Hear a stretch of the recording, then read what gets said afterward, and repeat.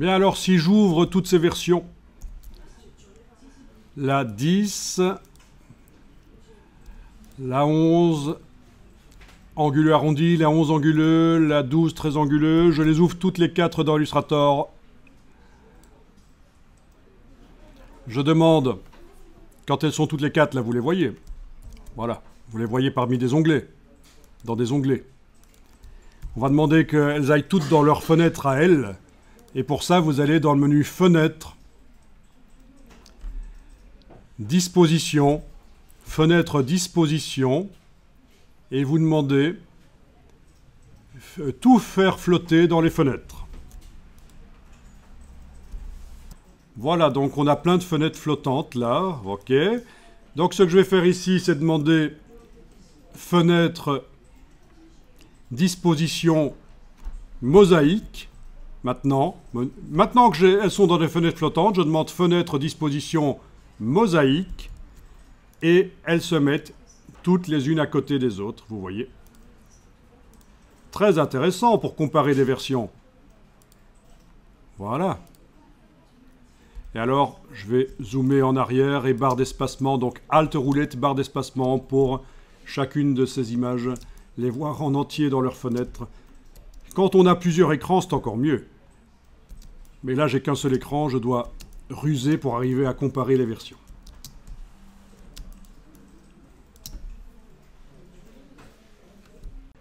Alors, qu'est-ce que ça vous inspire, ça?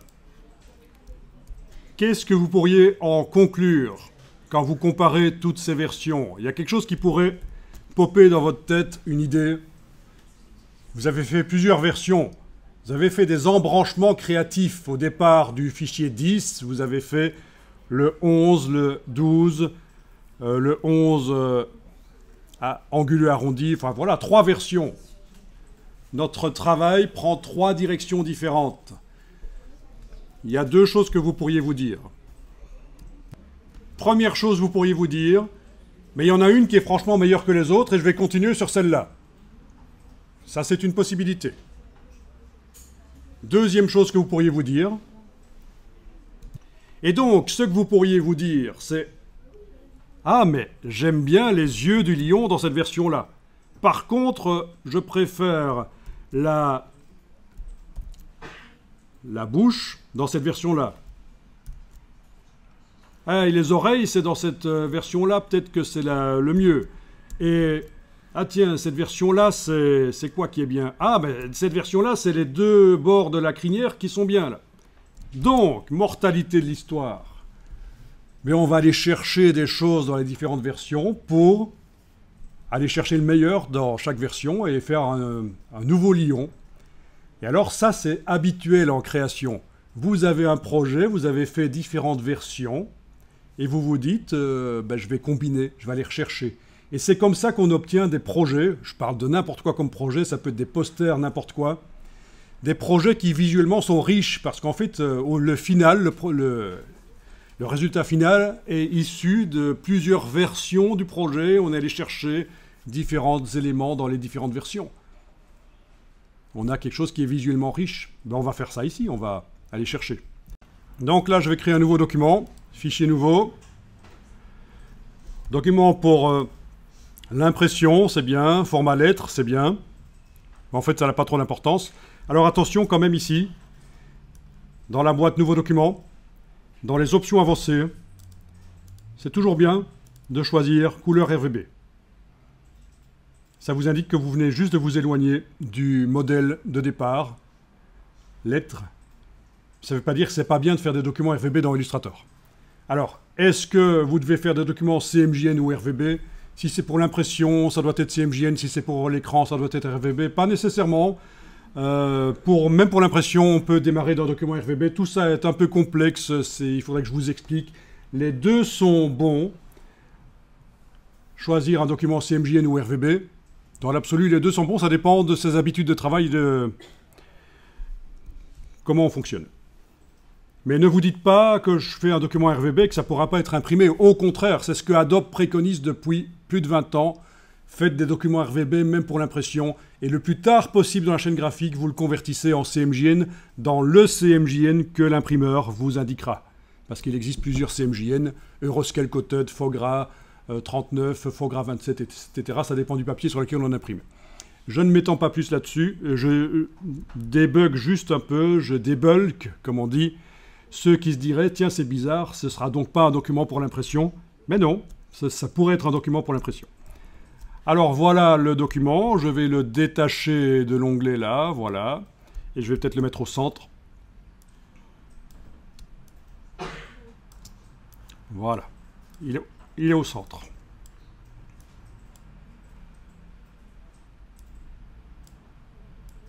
Ça va, vous arrivez à faire un peu ce genre-là?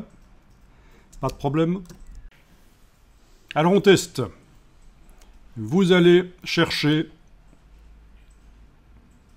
Attendez, il faut d'abord qu'on... oui. Non, ça...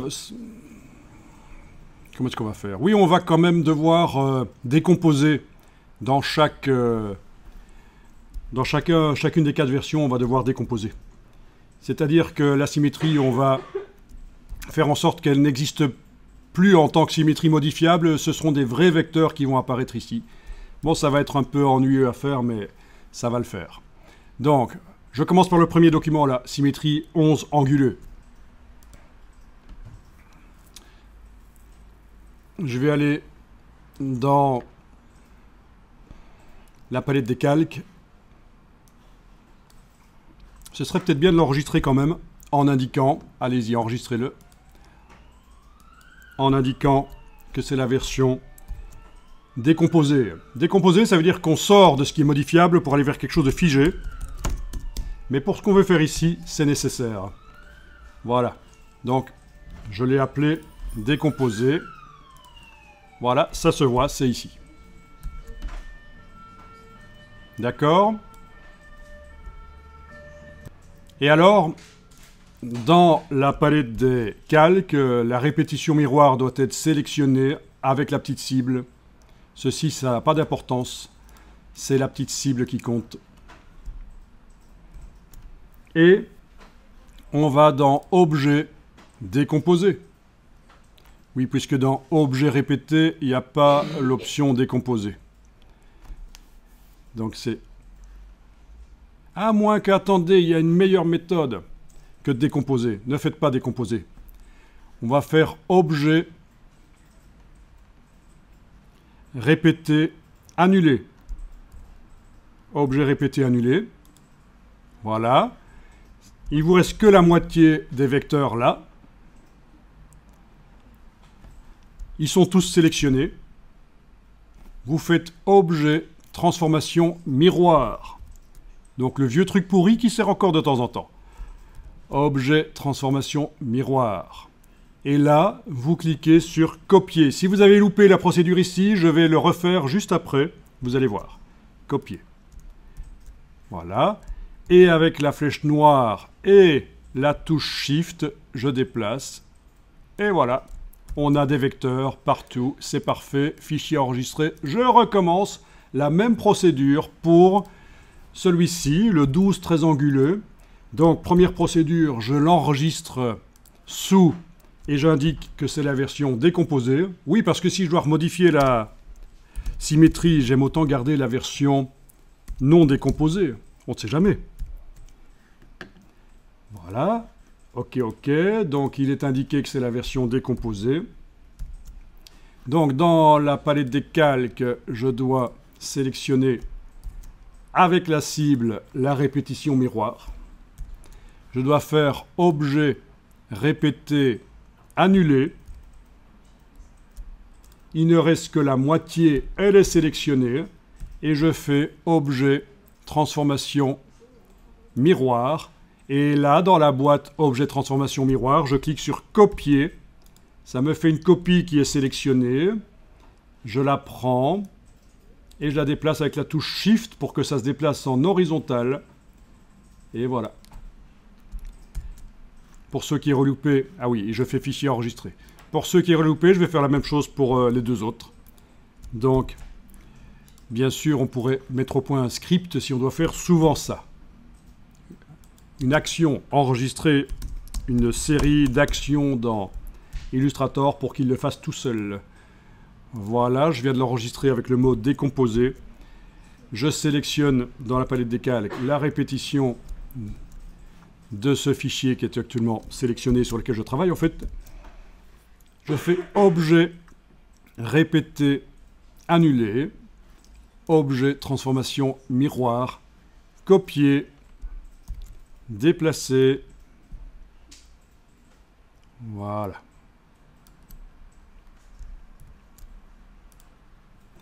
Même chose ici.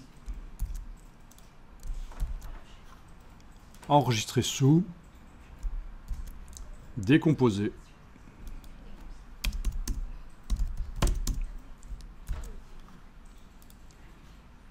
Sélectionner la répétition. Objet, répéter, annuler. Objet, transformation, miroir. Je clique sur copier. Je déplace. Voilà. Et alors, vous allez remarquer quelque chose, c'est que les yeux, tout ça n'est pas identique de chaque côté. C'est parce que maintenant, la broche calligraphique s'applique, broche calligraphique aplatie tournée, s'applique sur les tracés avec la direction qu'ils ont. C'est pour ça que les yeux ne sont pas pareils. Mais c'est pas grave, ça peut être très bien.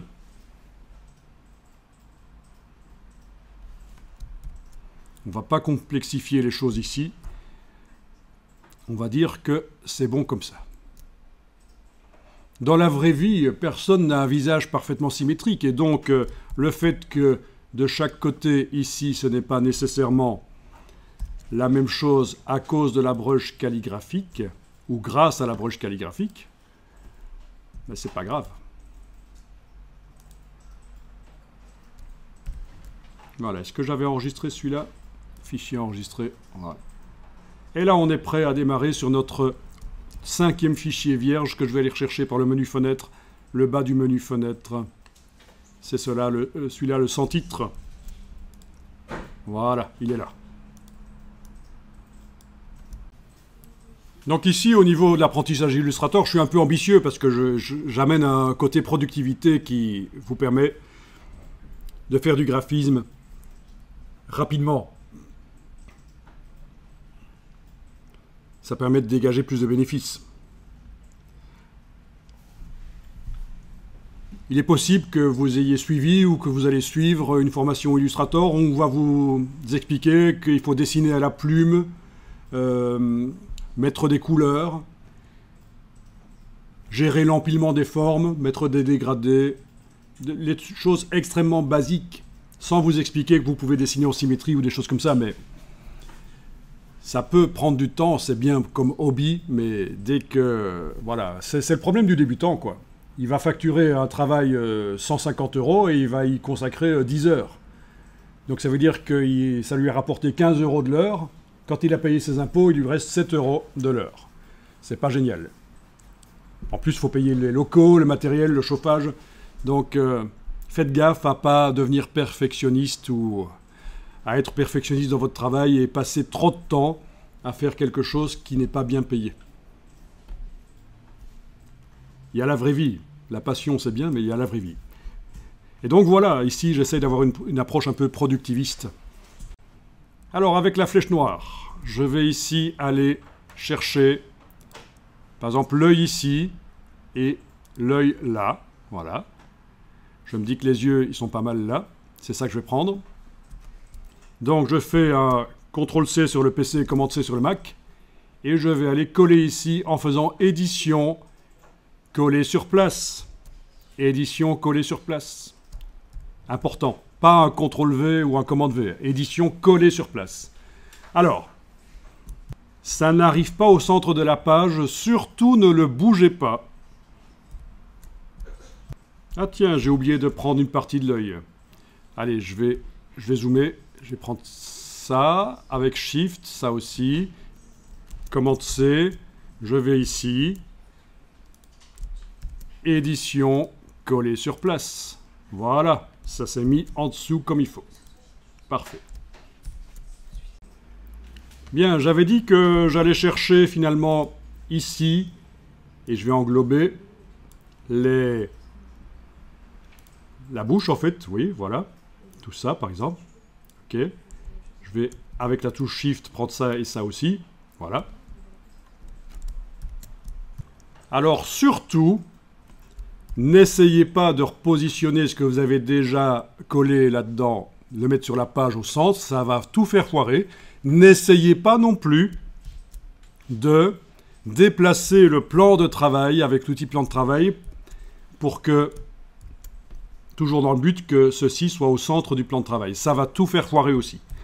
Alors du coup, le plan de travail là nous ennuie, il ne sert à rien.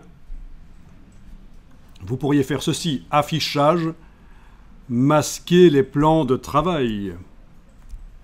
Et là, pour ce document-là, on a une page blanche. Vous pouvez, avec la touche barre d'espacement, positionner les yeux correctement au centre. Donc, il n'y a plus de plan de travail visible.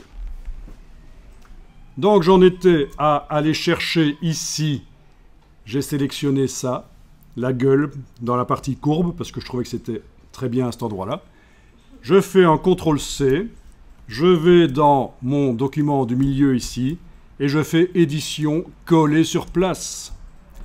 Donc c'est CTRL-SHIFT-V pour ceux qui veulent utiliser le raccourci clavier. Et voilà, ça arrive au bon endroit. Parfait. Donc on est en train de combiner des choses comme ça. La crinière, j'avais dit que je la préférais ici, donc je vais sélectionner ça avec Shift, ça aussi. Ça aussi. Ah, quoique, peut-être qu'à un autre endroit, c'est mieux cette partie-là. Oui, non, je vais juste prendre la partie basse de la crinière ici. Ça, et avec Shift, ça aussi. Voilà. Ok, ces quatre lignes-là. Ah, d'accord. Il y a quand même celle-là qui s'est prise. Ok, je vais la prendre aussi alors. Shift, Shift. Ok. CTRL-C sur le PC, Command-C sur le Mac. Édition, coller sur place quand je suis revenu travailler sur le document du centre, là, et voilà. Enfin, vous comprenez la logique. Hein. Les oreilles, je les trouve bien dans quoi les oreilles, c'est peut-être dans cette version-ci qu'elles sont bien. Donc, clic, Shift-clic. Oui, c'était un groupe. Hein. Toutes les formes de l'oreille sont dans un groupe, donc avec la flèche noire, tout se sélectionne. Je fais CTRL-C, Command-C. Je vais dans le document du centre, édition, coller sur place, voilà. La crinière, le dessus, là, où est-ce qu'on va aller chercher? On va peut-être dans cette version-là, voilà. Clic, Shift-clic, copier, ici, édition, coller sur place. Voilà. Il nous manque des formes, mais où est-ce que je vais aller les chercher? C'est les formes qui font le visage ici, c'est où qu'elles sont le mieux? Compte tenu que je peux encore changer les brushes, hein, il faut penser à ça. Moi, je vais les prendre ici, finalement. Et donc, vous voyez, je vais combiner une version anguleuse et une version non anguleuse.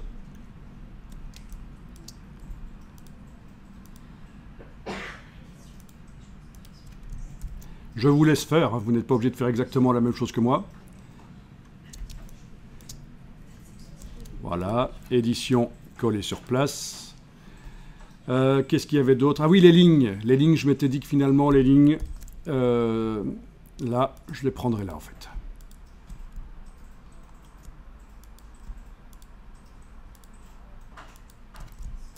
CTRL-C, et ici, édition, coller sur place. Etc. Vous avez compris le principe, et c'est comme ça que vous obtenez une illustration qui est la combinaison de plusieurs illustrations, plusieurs versions. Et voilà, ça peut être sympa. Il ne serait pas interdit d'essayer de faire des superpositions, voilà.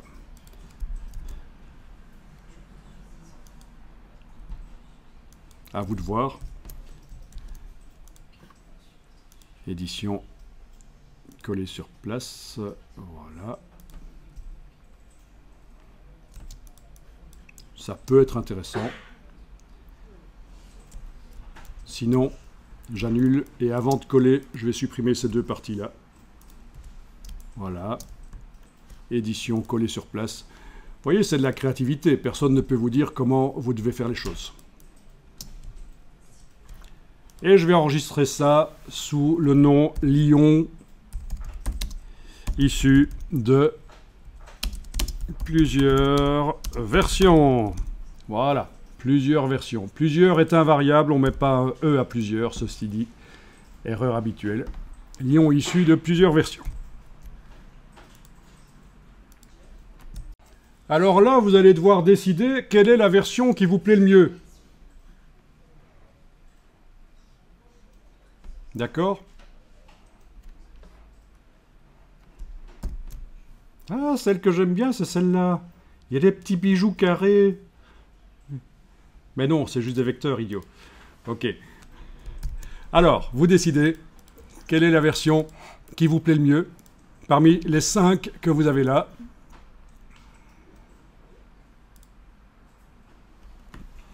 Logiquement, ça devrait être quand même celle du centre, mais pas nécessairement. Peut-être que vous vous dites j'ai foiré.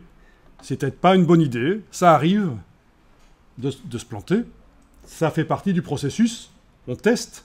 Les logiciels permettent de faire des tests sans que ça coûte de l'argent. Vous n'avez pas gâché du papier ou quoi. Juste un peu de temps, mais c'est pas grave, ça fait partie du processus. Ok, je vais prendre celle du centre, finalement, et je vais fermer les autres, alors, voilà.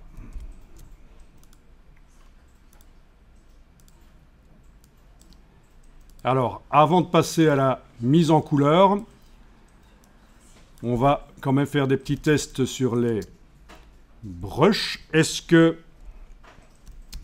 on a bien gardé dans le processus tout à l'heure, grâce à la technique qu'on a appliquée, objet, répéter, annuler, et puis faire un miroir à l'ancienne. Est-ce qu'on a bien gardé des traits ou est-ce que ça a été transformé en forme, ceci? Si on fait commande Y, vous voyez bien des traits qui servent de support au brush calligraphique. C'est parfait.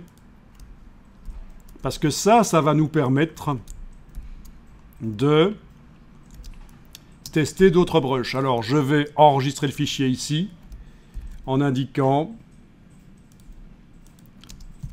que ça va être un test de brush -01. Voilà. Test de brush au pluriel. Voilà. Ben, je vais faire des tests de brush dans cette version-ci que je suis en train d'enregistrer.